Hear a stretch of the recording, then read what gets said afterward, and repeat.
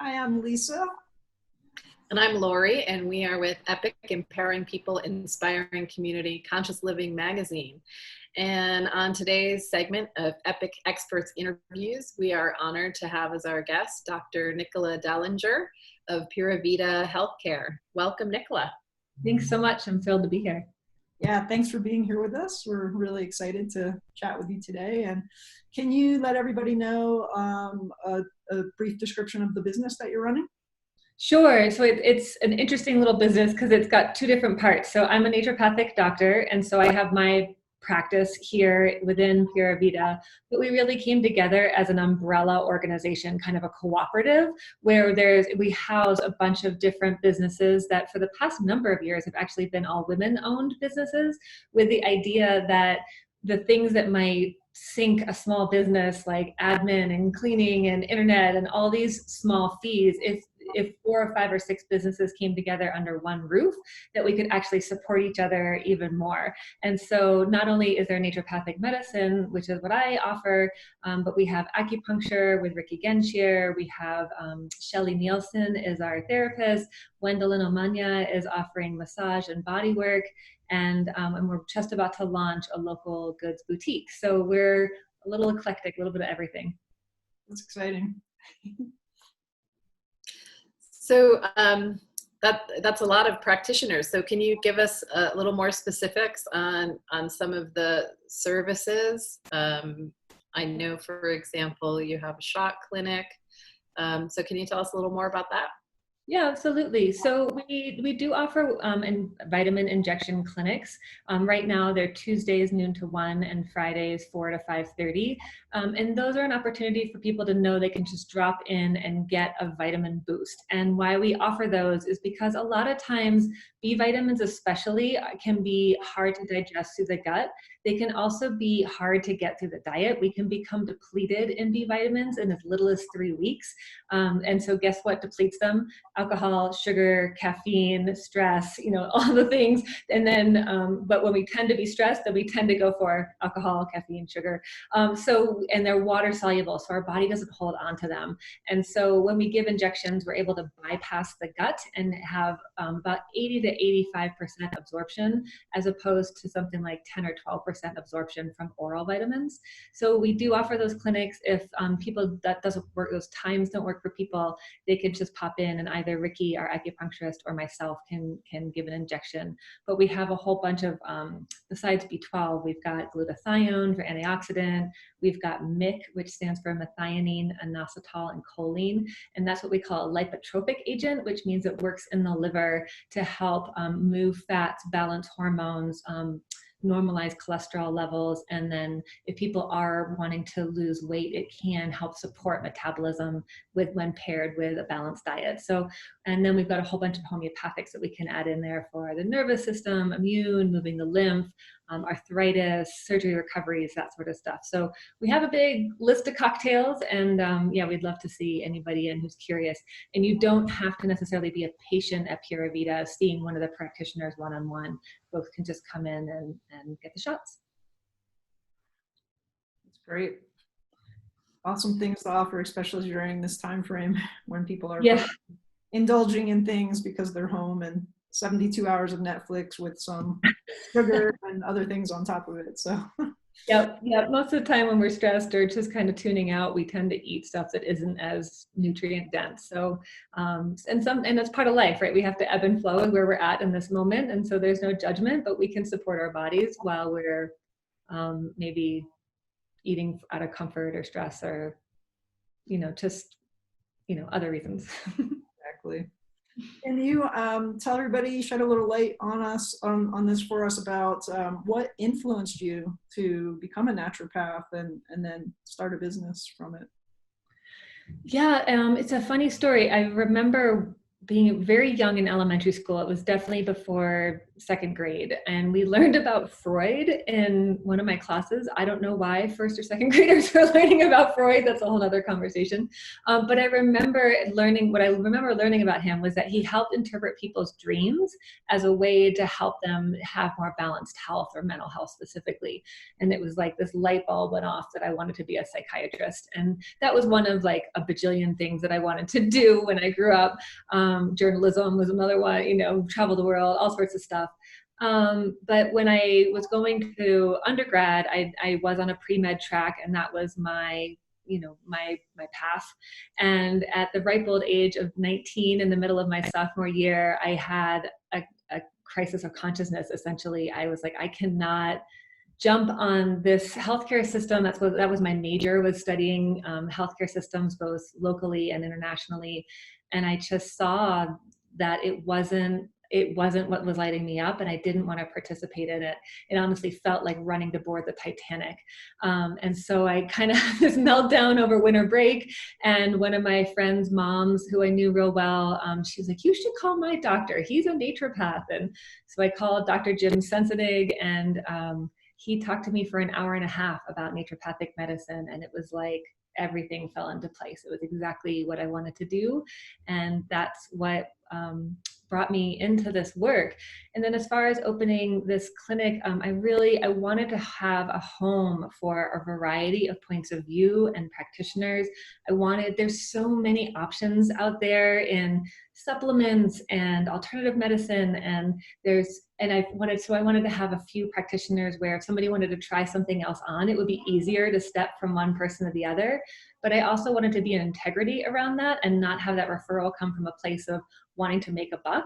And so that's why everybody has their own individual business. So when I refer for acupuncture, I don't get a kickback from that. So it just feels like this is what I feel like would be in your best interest.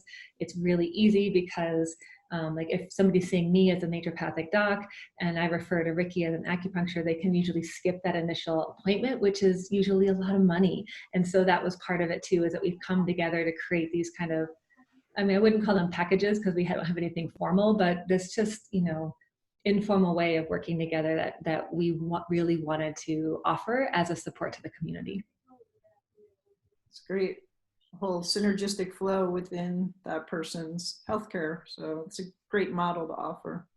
Yeah, I know from my own path, I've seen a wide variety of practitioners and a variety of naturopathic doctors, and I don't have one right in this moment. And Ricky she's my doctor right now, but there's an ebb and a flow, and there's a person that we need in this moment, and that person might be different in another moment. And it doesn't mean that they were good or bad, or their medicine was less or more. It just means that we're energetic beings that have different needs in different moments. And so I wanted people to feel honored in that, not like, oh, I chose this path and now I have to see it for the rest of my life. I wanted people to just know that there's a bunch of there's an infinite number of paths to healing, and whatever is right for an individual is exactly what's right for them. So I'm actually looking around my office, and we have local artists that typically we alternate through every 3 months, because I wanted to remind people that art is another pathway of healing, and then it also exposes our local artists to a different population that might not come to an opening or a gallery. So that was part of it as well, as like, how can we not only be good stewards of our own health, but how can we help steward the community and broaden our horizons around what it means to heal, and really empower each individual to find their own path. And maybe that requires some guidance sometimes, but ultimately it's up to each of us. That's amazing. I'd like to pick up on something you were saying before when Lisa asked you about how you went down this road, and you had mentioned that you were studying healthcare policy, and in some ways I think you've kind of already answered this, talking about the individual and what feels right for the individual. But we're obviously in a time right now where we have an opportunity to have input into whatever that change is going to be. We know that the system as it is isn't sustainable. So I'd like to maybe just get your input on either, what you think ideal, what the ideal would be in terms of a true healthcare system, as opposed to a sick care system, or what might be one major thing that we could advocate for that would be at least a step in the right direction. Gosh, Lori, that is such a good question and such a big question, and I love that you're asking that. I feel step one is scrapping what we have now. I mean, I don't think we can like kind of bend and twist and get this back to something that's going to work for the vast majority of people, and not only for patients but providers as well. The system as it is for providers right now is not working. So I was studying healthcare system in the 90s. So HMOs and those sort of organizations were relatively new on the scene. They started kind of coming up in the 80s and really started taking over in the 90s. And I think we as consumers need to demand that our healthcare is not dictated by someone with an MBA. We need to demand that healthcare is dictated by people who went to school to study. And what's happened as healthcare has changed is that how we're being taught in medical schools around how to treat isn't so much based on this is my knowledge and this is my knowing and this is where I'm going to go, but it's based on numbers and bottom lines and referrals. And even though, and we can't do this med because they have to fail these 4 meds first, or even though you've seen this 100 times, we have to do the chest x-ray before we do the MRI, before we refer to neurology, or whatever it is. These are decisions that are no longer being made by the humans that are in the position of being a provider. Therefore, the providers feel like their hands are tied. We're seeing more burnout, less investment, bigger practices where you maybe don't get to see the same provider over and over and over again. I mean, I still remember my doctors growing up, Dr. Crossman and Dr. Malloy. Dr. Crossman looked like E.T., and he was our doctor forever, but he knew my mom, my dad, all 5 of us kids, and he saw me from when we moved there when I was 5 until I graduated high school. And it was funny. So my mom was concerned about my dad's hearing. And so my dad went in to see Dr. Crossman, and he's like, I'm going to diagnose him with selective hearing. He has 5 children. He's just tuning you out. But because he knew our family, he was able to just say nothing's wrong without doing these extensive testing and the CYA fear-based diagnostic pathway. And so that's, I guess, where I would start the conversation.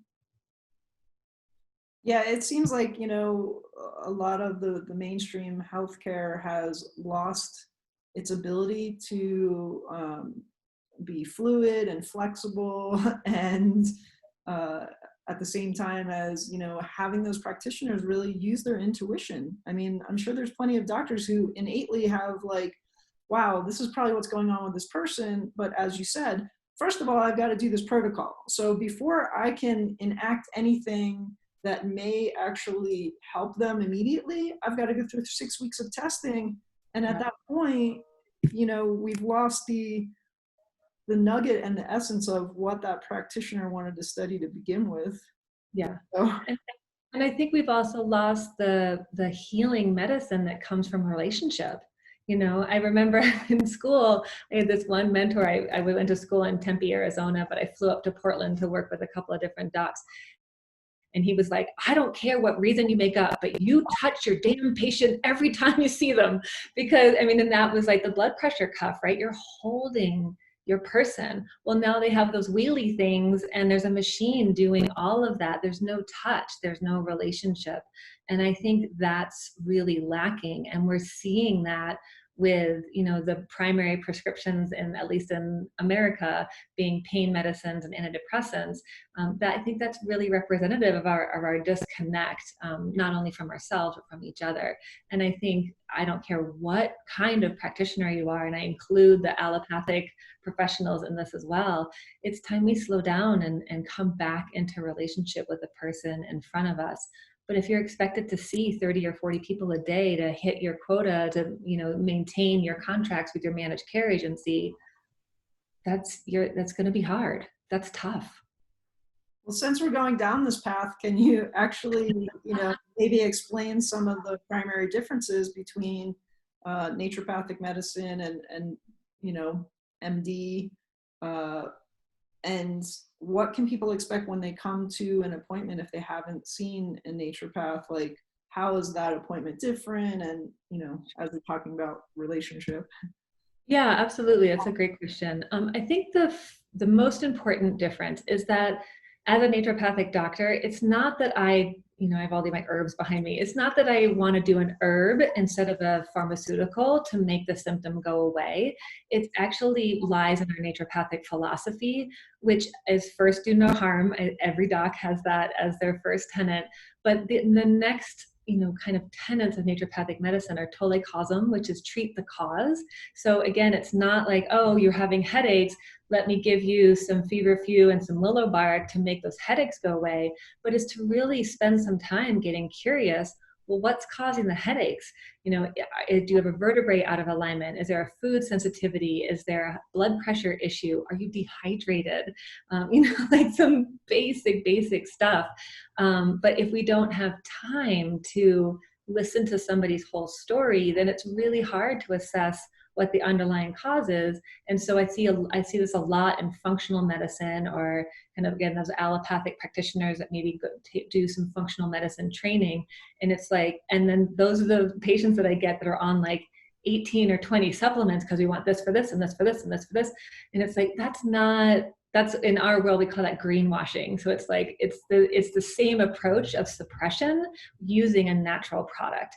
And so we're looking to treat the whole person, to treat the root cause and restore the vis. And so in naturopathic medicine, we call it the vis medicatrix naturae, which directly translates into the healing power of nature. But I think it means more, it refers to that dynamic spirit that animates each living animate object, that if we were to get out of our own way, would naturally restore itself to balance.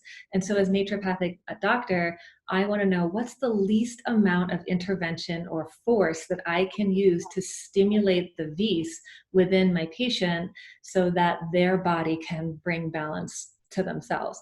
Now, sometimes there are situations where things have gotten to such a point where the body can't restore. And yes, we might need to do supplements for a lifetime, but that's never my goal. My goal is always to ultimately, if you were stranded on a deserted island, health-wise, you would be solid because you have everything that you need. And then another big part of it is docere, which is Latin for teach. And that's actually where doctor comes to us. The root of doctor is docere. And so our primal job as physicians, and I don't care what kind you are, is to teach our patients how to live in harmony with themselves, with natural law, with just the basics. And so that's a huge part of my job. So my initial visit is 2 hours long, which everyone's like, oh, it sounds like a long time. But I have never had anybody be like, oh, that was too much time. We're always like scrambling at the end because there's so much to our story. And it's not just about the blood pressure, but what happened, and oh, there was this heartbreak, and then this blood pressure stuff happened. But until people have time to go through it, and I can watch like the light bulbs going off as they're telling their own story, and they haven't even had the time to tell it to themselves. And so even that, we call it narrative medicine, just that in the telling of the story, there's the potential to heal. And so without even doing anything besides holding an empathetic listening ear, there's healing already starting to happen just as people start making these connections between, oh, do you think this is related to this? And I'm going, well, do you think it's related? And they're like, well, yeah. And so my best treatment plans are when I reflectively listen back with somebody, they're like, I'm just not drinking enough water, and I don't think I'm sleeping real great. And man, I love dairy, but I know it bothers me. And so I'll be like, well, why don't we get some more sleep and drink some more water and cut out dairy? They're like, yeah, that sounds great. But it's people already come in with their knowing. And again, the guidance that I offer isn't so much based on my degree. It's based on my ability to help someone back to themselves. That's great. That's a huge difference between going to, a mainstream physician, spending 7 minutes, getting a prescription and going out the door, with naturopathic and your philosophy in particular, right? You're helping people reveal that wisdom of their own health so that they can bring it forward.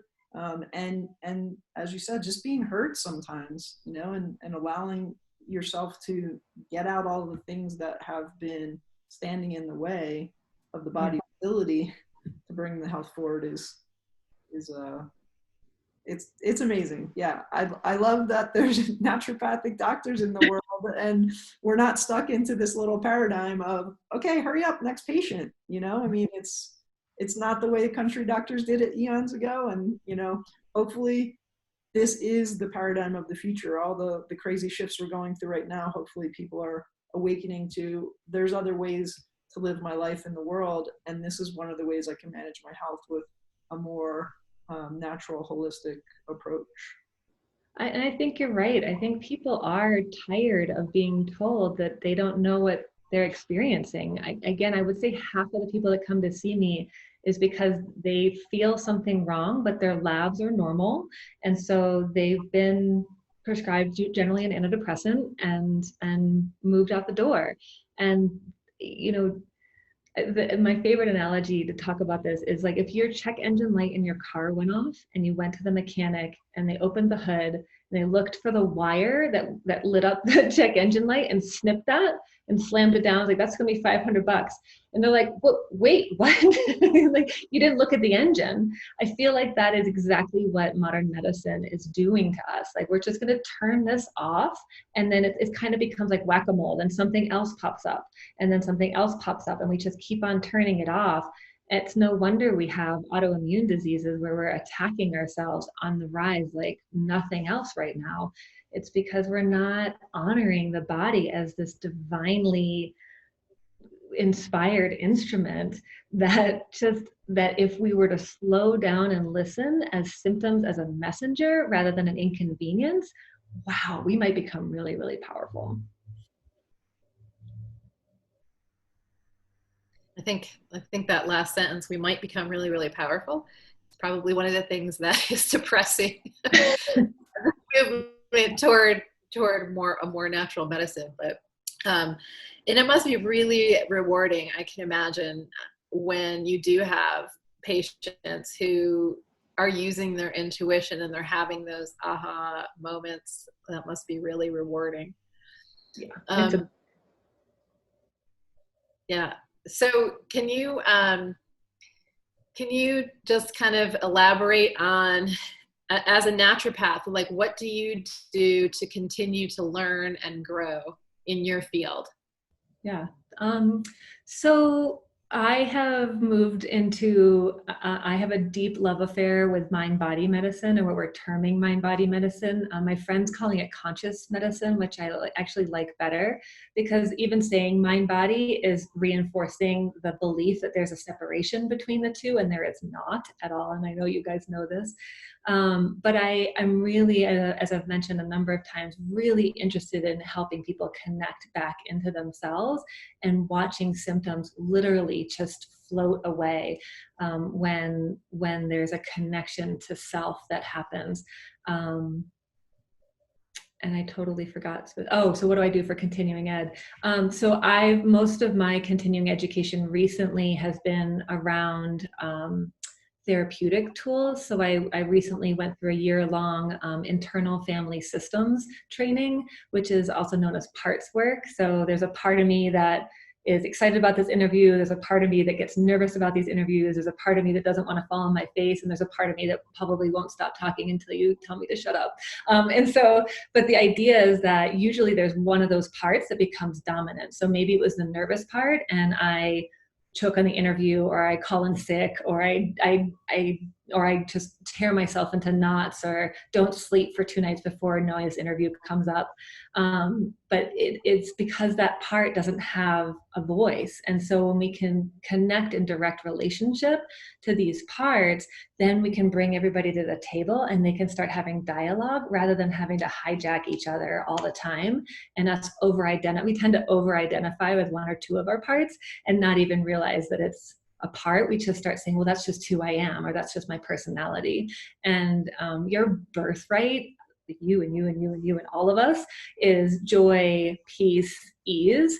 No one is born as a type A personality. We all come by that honestly, through our culture, through our training, through our teachings, through our parents, through our schools, and maybe through our lineage, right? There's absolutely a genetic or epigenetic lineage and an energetic line that can come down, but that doesn't mean that you need to be resigned to that fate. So that's, so looking at mind body techniques, I also love botanical medicine, which is another word for herbs. And part of the reason I love the herbs is because they have such a strong, powerful influence on the body in a physiological way, but they tend to be what they say is, the word is amphoteric, which means they're balancing. So rather than push the system in one direction, they tend to say, like, adaptogens are a great example of an amphoteric group of herbs. And so these are herbs that would be good for helping to balance stress and support the adrenals. But most of them are very balancing in their effect. And so they don't push the system. If it's feeling depleted, they bring it up, but if it's feeling overstimulated, they bring them down. And I just think that is so cool. And then there's a spiritual or heart-centered energetic to each of the plants as well. One of the ones I think about is hawthorn. Hawthorn berry is excellent it's a cardiovascular tonic. It helps the heart to beat harder, but not faster. So like congestive heart failure or blood pressure issues, that sort of stuff. But on an energetic level, it's these beautiful, delicate little white flowers that open with these gnarly thorns. And so I use it in people who have maybe closed their heart down and are scared to open again because they want to stay protected and safe. So it's a heart opener that doesn't make us feel vulnerable. And so I love that energetic component as well. And so I tend to go to an herb conference at least once a year. I really like that you're using the term that your friend said is consciousness medicine, or conscious medicine, or both. That you're talking about the spiritual component too, because when we talk about mind body, Lori and I have had this discussion many a times. For us, it's like really the spirit that leads the way, and that we don't bring that in enough or honor it enough. And we've talked a lot about, okay, let's focus on the mind for now. Okay, let's focus on the body for now. Right. Yeah. And kind of, forgotten sometimes that every one of us has spiritual essence at our core, and that's what beats our heart. That's what, brings our consciousness forward, our creativity and all those kinds of things. And, sometimes it's from a religious perspective, sometimes it's from a spiritual perspective. And so to bring that in, because that is, the whole person paradigm, is really, I think, how we move the healthcare system forward and how we get people, we say intuition. To me, the intuition comes from the spiritual nature, or that part, when you're talking about the parts, that part of ourself that knows how to live a balanced and healthy life. And we've put all this environmental factor and stressful days and other things in the way of that. And we're so focused on that, we can't get to the core of who we are. Yeah, that's exactly right. That's the, in IFS, we call it the self with like a capital S. And that's what we're always trying to do, is self-directed leadership. And that's actually their center, is the Center for Self-Directed Leadership, which I think is so cool. But yeah, when people slow down, and a phrase I use a lot is, when you let yourself know what you know, what's true. And when I phrase it like that, they're like, well, I know X. I know this relationship isn't good for me. I know this job is killing me. I know I miss my family. I know that gluten is bad for me, or makes me have the runs or whatever. It's like, okay, well, if you let yourself know that, then what's true? Well, I don't need to choose it anymore. So it's not about restricting, but really empowering folks to be like, oh, I know this. And it's not because I read it in a book, or some patriarchal society member told me, the top down, the shoulds, right? And we'll feel it in our bodies. We'll feel it as like an expansion or an inspiration, like literally inspiration, you know, like an inspire on the inhale, but also like it'll feel light in your body when it's the right thing. And when we are doing things out of obligation or should, or that's my dog shaking, or you know, from of the mind, right? Like, and I think we'd have this a lot where it's like, and then the mind's like, no, for all these 80,000 reasons, right? All of our stories and learned belief systems and fears and whatever's we've all of us, all of our neuroses that every single one of us bring to the table. If we're not willing to realize that those are stories and that we can be in relationship with them different, and it's not about getting rid of the mind, but the mind is like overdeveloped. It's like this huge sphere, and the heart and the spirit are like tiny, and maybe the body takes up a little more space. So it's not about getting rid of anyone or anyone is better than the other, but can we balance them so that there's room for all of our spheres, and be willing to do the inner work to look at, well, what makes us afraid to choose from our knowing, and say, no, this isn't right. Or, you know, like I'm thinking about my kiddo who's 10, and I'm like, I don't think that traditional school is a fit for him anymore. I know everybody says he needs to be in there 5 days a week, but he's like a true introvert and an empath. And I'm not sure being around that much energy, even if it's kids his age, is like good for his system. And it's taken this COVID opportunity for me to see that as clearly as I'm seeing it now. But it's also taking a lot of work for me to sit with that and know that, and then make myself wrong, and then recommit to not making myself wrong again, and then let myself know it, and the fears that come up, and the fear of judgment, and what are people going to say, what are my parents going to think about my parenting, and then I can have a little giggle about it and get really light with it, and just know that those are all stories, and we don't have to believe everything we think.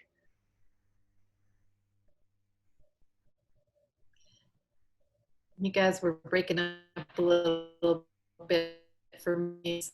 Ask a question. I want to make sure that you can hear me. Can hear you, yeah. Okay.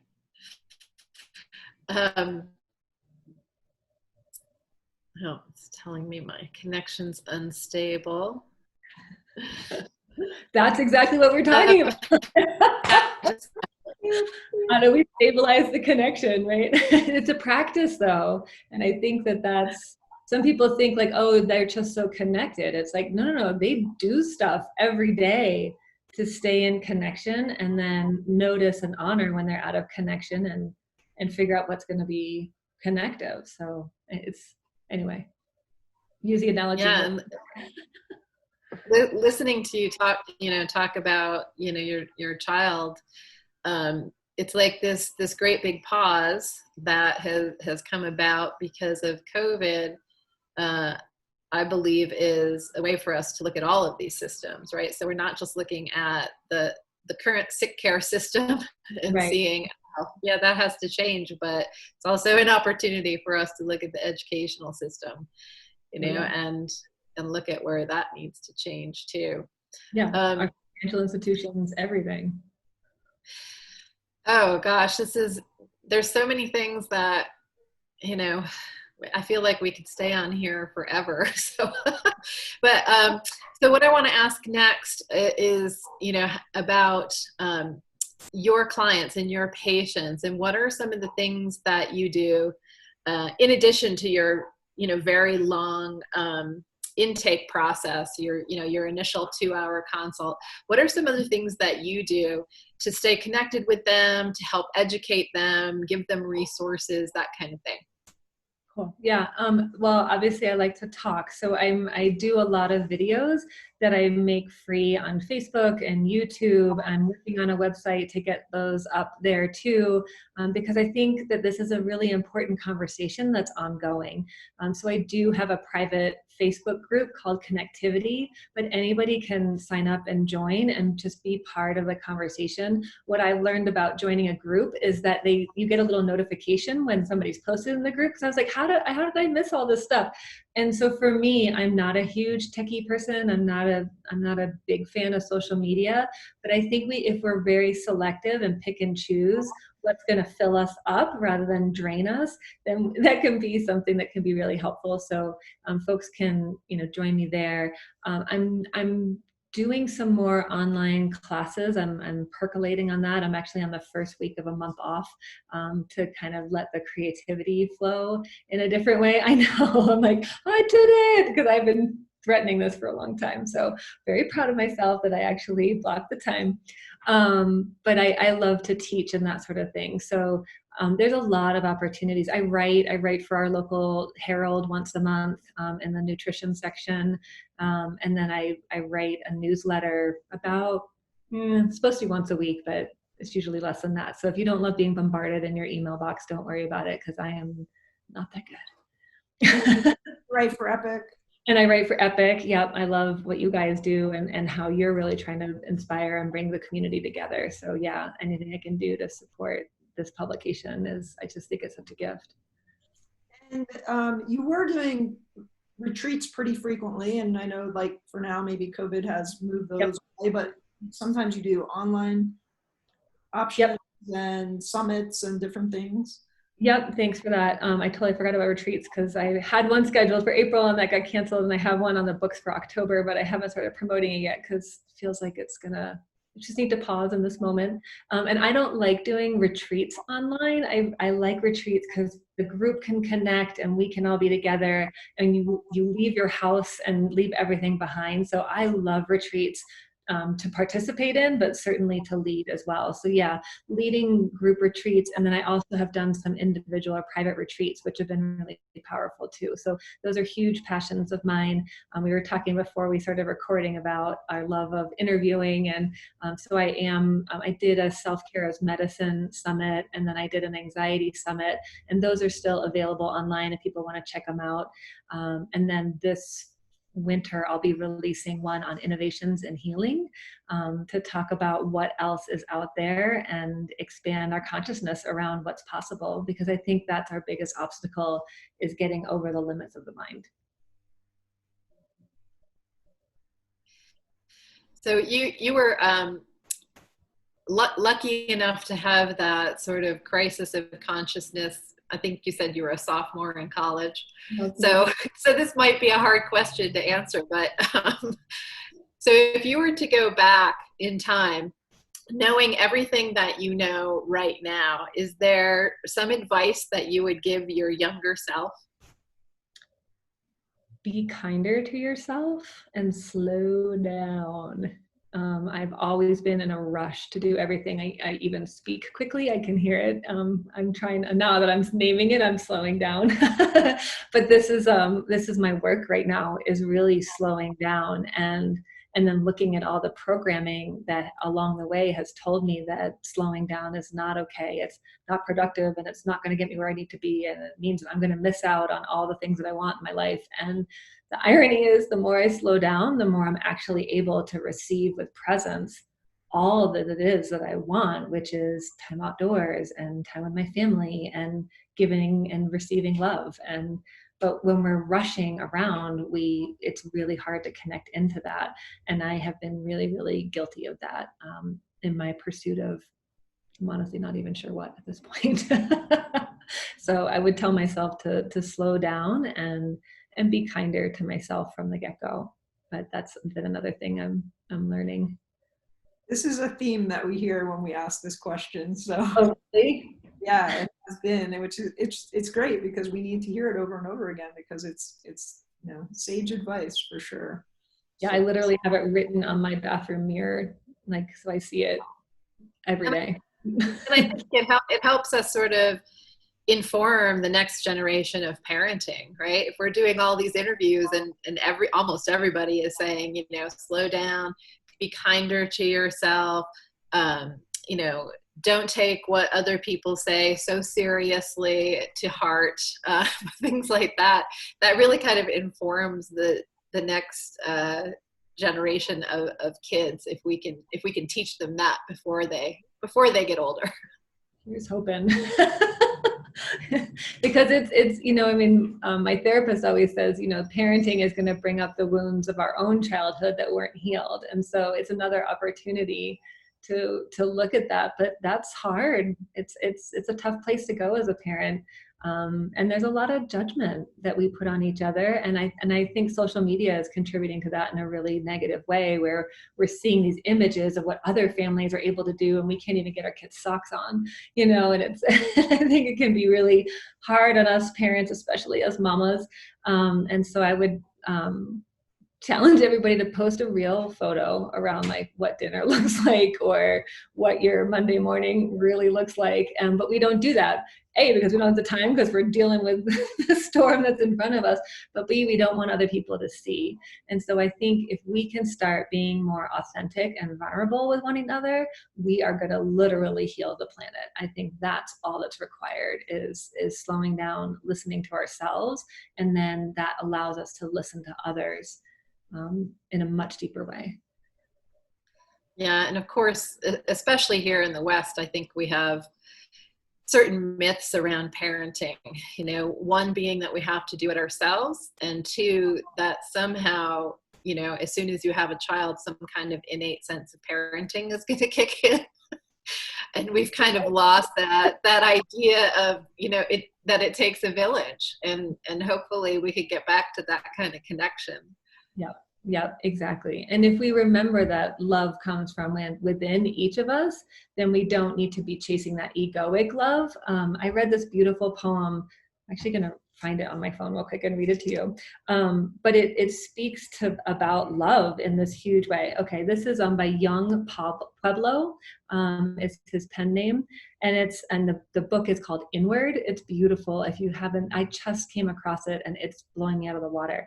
But he says, love is not, I will give this to you if you do this for me. Love is, I will give this to you so that you may shine. It's like, it's just blown me out of the water. Like, right. Like, but so oftentimes we give out of this place of need rather than filling our own cup and then giving from the overflow so that you and you and you everybody can rise up together. It's this fear that's keeping us contracted and keeping that golden heart of love that's within each of us. And if we realize it emanates from us, then we don't need to figure out how to get it by performing in a certain way or over obligating ourselves or saying yes when we need to say no, or any of the bajillion things that we do in a day to get the love that we fear is lacking. But it's not, it's right here. This is why I love this type of medicine, because it's like you're addressing everything that's happening with people and then applying it to their, this is who they are uniquely, and how do they look at all of the components of what have happened in their life, from relationship to food to environment to all of it. So thank you for that. Yeah, thank you so much for this opportunity to talk with you guys. It's always a pleasure. Well, tell us, if we, on the other side of the advice portion, it's like, if we fast forward 5 or 10 years, what do you see as your biggest achievement or contribution to the community or to humanity? Yeah, wow, that's a big question too.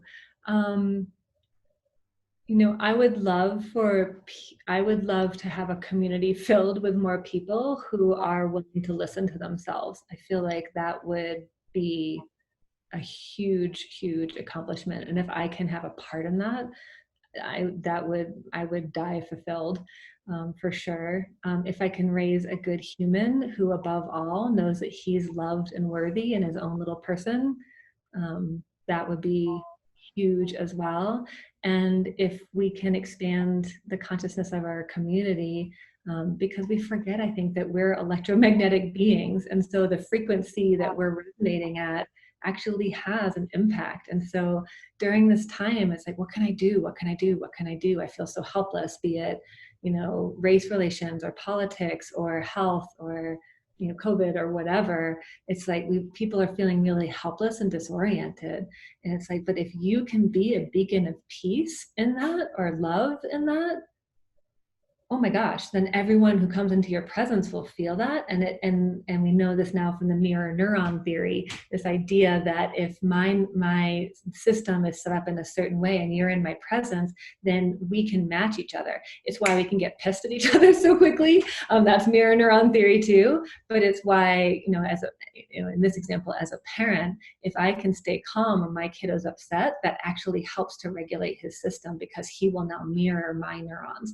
And so we understand more of the physics of what's going on, or the biology of what's happening there, but we've known this from the get-go. And so what do I do? What's my biggest contribution? My biggest contribution would be to be at peace and emanate love. A beautiful answer. Gosh, we are so grateful for your time, and God, thank you for your presence and everything that you bring to our community and to humanity at large. And so before we close, can you just tell folks again, like the ways that they can get a hold of you? Absolutely. Our website is Pura, P-U-R-A, Vida, V-I-D-A, healthcare.com. So you're welcome to check that out. I also have doctor, which is the long word, not the DR, Nicola.com. And so that's got all my writings and blogs and stuff.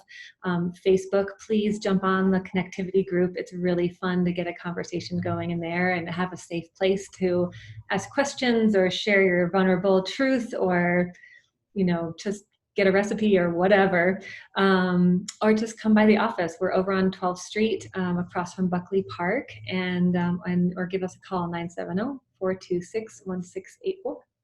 And you guys you're offering a free 15-minute consult if people want to come in and meet with you, or is that phone or is it in person?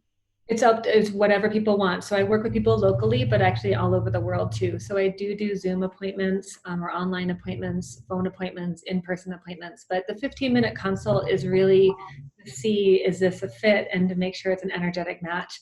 You're welcome to ask me questions about my approach and what I do. But it's really, before people commit, and not just financially, but I want people to commit when we're working together, because I am all in when I'm working with somebody. So I want people to know that, like, oh yeah, I think this is what I want, or like, I was looking for something a little different, and choose a different path. Like, I really want that pathway to be clear before we engage. That's a lovely, honoring way to start your relationship. So, yeah. Well, thank you again, Nicola. We're so grateful for being on here and for all you do. And again, go to puravitahealthcare.com to connect with Nicola. And for more information about EPIC, you can visit epicmag.org. Yeah, and thanks for all you bring to our community. You do such a beautiful job. Thank you. Thank you. Okay, thanks. Namaste.